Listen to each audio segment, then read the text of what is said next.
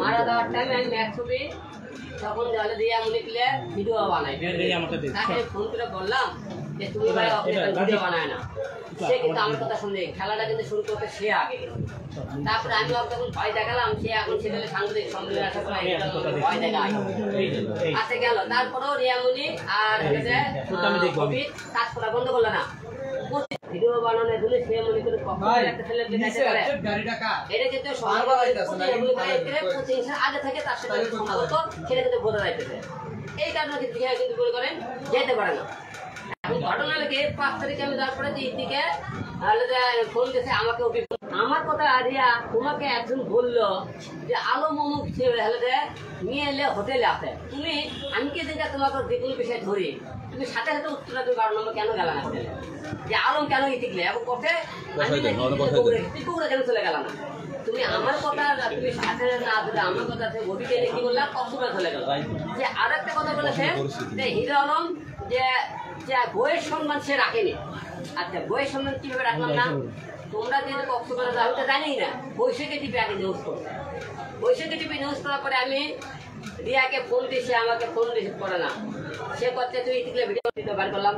তারপরে বললাম কি করলাম আমি লোকজন লাগালাম যে আমার বউ আছে কোথায়। সে করছে আমি তো রাত্রে 12 করবো, ও 2 জন আসি গেছে, তা দিয়ে আমি গেল কোথায়? আমি থানাটার মামলা করলাম যে আমার বউ খুঁজে পেয়েছে। তারপরে ওখানকার লোকজন করতে পারি দিয়ে আমি অমুক হোটেলে দেখছি। আমি বললাম সত্যি তো আমি ছবি তুলে করা, ছবি তুলে দিতে হয় আমি হোটেলে। তারপরে সাংবাদিক 3-4 জন থেকে বললাম তুই করতে 8টার ছবি না রাত 12টার ছবি তার দিয়ে হোটেলের মধ্যে রুমে দেখাইছে। যে আমার কথা তোমরা বলে কাজে গেছো, কাজে কেন গেলা? আমি গেলাম বগুড়া, তুমি কাজে গেলা, আমি তোমার জামাই, কাজের কথা কেন জানলাম না? এবং তুমি অবি আমার যেহেতু হিরো আলমের বউ সে আছে, যে হিরো আলম একদিনের বউ সে কিভাবে নিয়ে যায়? ইতি কিন্তু তার ডিভোর্স দিল। আমার কথা সে আমাকে ডিভোর্স করে দেয়, আপনারা সবাই জানেন। এই যে দেখেন ডিভোর্সের কাগজ, একটা কাজের দূর আমাকে ডিভোর্স করে, ডিভোর্স করলে সেই কাজের কিন্তু সই সাক্ষী আছে, সাক্ষাৎ থাকবে, সাক্ষী থাকবে, কে যেন ডিভোর্স করলো একটা গেল। এটা কিন্তু কোনো কিছু নাই। এই ডিভোর্সের কাগজটা সম্পূর্ণ ভুয়া বানোয়ার। রিয়া মনে এখন আমার সেই বউ আছে। কেন এই কাগজটা এরা প্রেজেন্ট করতে যে রিয়া আর অপি একসাথে তো মনে করে আলমগীর ডিভোর্স হয়ে করা যায়, তখন তোরা একসাথে চলাফেরা করতে ধরতে পারবো না। এই কারণে ডিভোর্সের মুখে নাটকটা করছে তারা, যাতে তাকে কিছু না করতে পারে। এখন এই জায়গা থেকে অপি 4 মাস আগে ইতিকে ডিভোর্স হয়েছে। এই যে এখানে দেখেন সিল আছে, কাজের সিল আর সই আছে, স্বীকৃত সব কিছু কাজে কিন্তু ফর্সি নষ্টি করতেছি।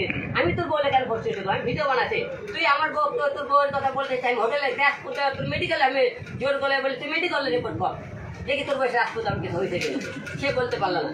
এবং তারা হোটেল বলে দেওয়ার পরে আমাকে বলতেছে কি না তুমি বিয়ে করো। আমি তো মনে করি ইতিকে বিয়ে করে তার লোকজন কি বলবে? রিয়া মনে অভিকে বিয়ে করছে, আলমটা ইতিকে বিয়ে করছে। তাহলে আমি আর এর মধ্যে পার্থক্য কি হলো? জোর গলে বলতে পারে আপনাকে ইতির সাথে আমার প্রেম ভালোবাসার সম্পর্ক নাই, জীবনও এবং আপনাকে জোর গলে বলছে এমনকি বিভিন্ন পেশায় গালিগালাজ করতেছে। সে বলতেছে আমি নাকি তাকে ধরছে, আমার নামে ধর্ষণ মামলা করতে।